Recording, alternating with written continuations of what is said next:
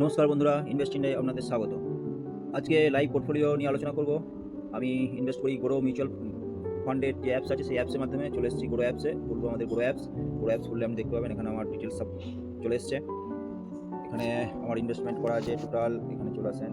এই যে ইনভেস্টমেন্ট, এটা আমার ইনভেস্টমেন্ট 4,25,000 ইনভেস্ট করা আছে। কারেন্ট ভ্যালু হচ্ছে 5,26,000 আর টোটাল রিটার্ন আপনি দেখতে পাবেন 1 লাখের মতো।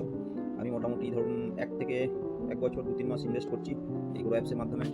এখানে আপনি দেখবেন গতকাল যেহেতু মার্কেট ডাউন ছিল, তো আমারও ডাউন হয়েছে 1.8%, একদিনের লস, এটা 9,000 টাকা মতো। এবার চলে আসুন কী ফান্ডে ইনভেস্ট করা আছে একটু দেখে নিই, আর কীরকম রিটার্ন পাচ্ছি সেটা একটু দেখে নিই। দেখেন আমার ইনভেস্ট করা আছে এইচডিএফসি ডিফেন্স ফান্ডে, 91,000 এখন ভ্যালু, প্রায় 70,000 টাকা ইনভেস্ট করা আছে। আর নেক্সট আমার এক্সিস মিড ক্যাপ ডিরেক্ট ফান্ডে ইনভেস্ট করা আছে, 60,000 টাকা মতো ইনভেস্ট করা আছে, 85,000 হচ্ছে কারেন্ট ভ্যালু। এখানে আপনার ইনভেস্ট করা আছে ইউটিআই নিফটি 50 ইন্ডেক্স ফান্ডে, 57,000 টাকা ইনভেস্টমেন্ট, 71,000 টাকা কারেন্ট ভ্যালু। তারপরে চলে আসবো কটক স্মল ক্যাপ ফান্ডে ইনভেস্ট করা আছে 37,000 এখন বর্তমান ভ্যালু, 29,000 টাকা investment. Axis small cap invest করা আছে 36,000 টাকা মতো এখন ভ্যালু, 29,000 টাকা investment. ICICI Prudential small cap ফান্ডে ইনভেস্ট করা আছে 35,000 টাকা এখনকার ভ্যালু, 29,000 টাকা মতো ইনভেস্টমেন্ট। ডিএসপি নিফটি 50 ইনভেস্ট করা আছে 34,000 টাকা ভ্যালু, 30,000 টাকা ইনভেস্টমেন্ট।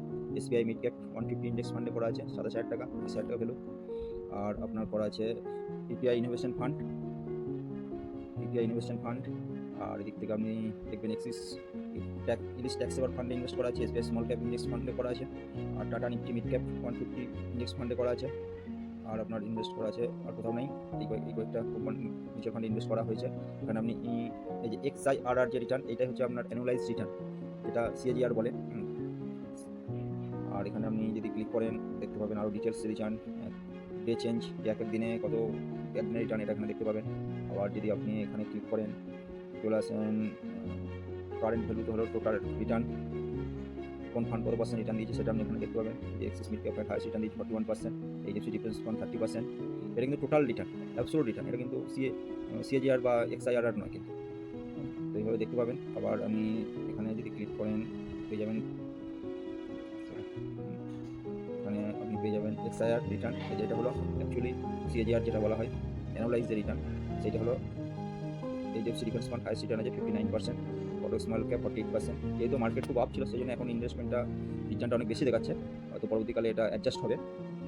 তো অ্যাপ্রোচ যদি স্মল ক্যাপে ইনভেস্ট করেন 20-25% ইনভেস্টমেন্ট ধরে রাখতে পারেন।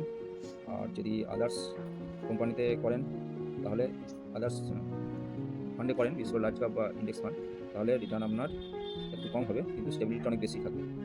Thank you. যদি চ্যানেলটি ভালো লেগে থাকে অবশ্যই লাইক অ্যান্ড সাবস্ক্রাইব করবেন।